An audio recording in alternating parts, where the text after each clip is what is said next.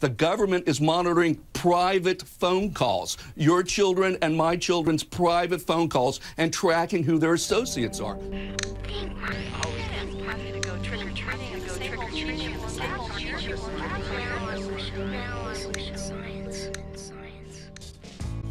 This June, we learned that our private lives are no longer private.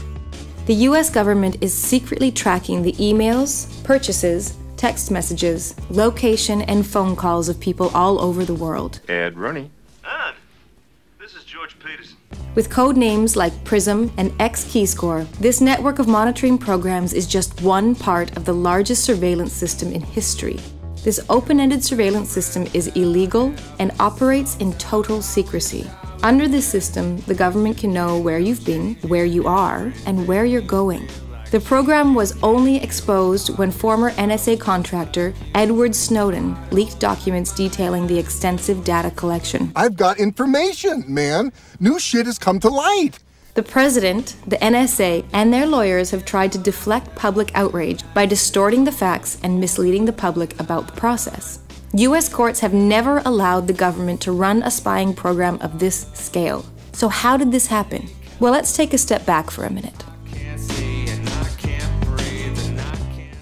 America's founders hated oppressive British surveillance and unreasonable search and seizure. The issue here is independence. Understanding that privacy was necessary to almost every basic right in our Constitution, they established the Fourth Amendment. The Fourth Amendment exists to prevent the government from tracking or searching your personal information unless they have good reason to believe a crime is happening. It's all there, black and white, clear as crystal. Using the NSA, the U.S. government is violating the highest law of the country, the Constitution. Government surveillance has gone on for decades, but things got a lot worse in 2001 when the U.S. Congress passed the Patriot Act, giving secret FISA courts more authority to grant surveillance requests on a large scale. Instead of getting a warrant for an individual person suspected of a crime, the government could now search a large list of persons, even those under no suspicion of criminal activity.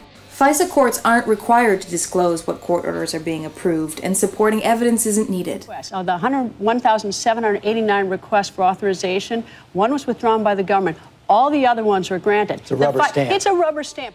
All of this is protected by secrecy, with no system for checks and balances. If the NSA is collecting information on you based on what you read or the websites you go to, you'll likely never know or get to stop it, no matter who you are. Programs like PRISM completely ignore the purpose of warrants while claiming to work within the law. The US government has turned the internet we love into something it was never intended to be, a tool for surveilling everyone.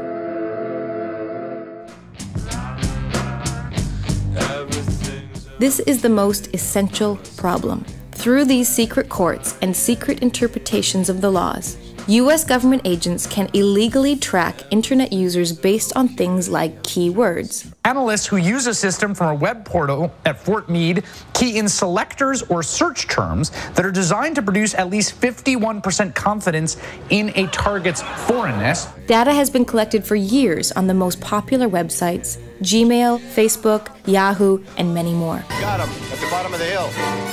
There's thousands of words that the government tracks. Words like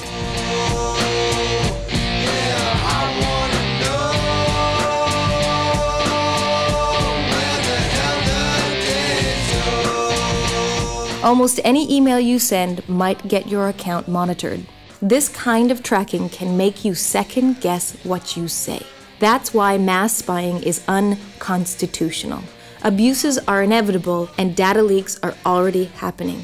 Spying on our internet usage gives the government power over our lives. What happens to free speech, free association, or a free press when everyone is under constant surveillance, even in our most private moments? Experts on surveillance, privacy, and intelligence agree on one thing. The NSA, President Bush, and Obama and their secret courts are interpreting multiple laws in a way that most Americans would find shocking.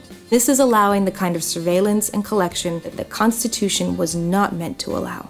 These programs break the law. They violate the Fourth Amendment and they strip us of our privacy. The U.S. Constitution was written to prevent government surveillance programs like PRISM. It's up to us to demand that these ideals be upheld. Help us stop the NSA, restore the Constitution, and keep the world free.